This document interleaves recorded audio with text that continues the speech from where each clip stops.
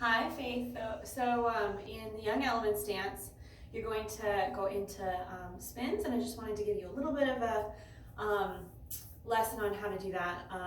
These are called chaîné spins. So you'll be starting here. You'll be going like this, and then you could do this, and then you look scared, and then you realize that the dragon is gonna attack. So you pull your right hand to your mouth, and then you're gonna go like this into your spins.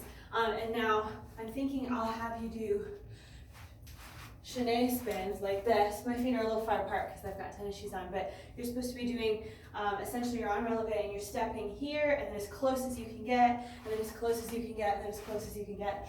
So you need to practice first by spotting, making sure that you can look over your shoulder. That's turn, and this is whip.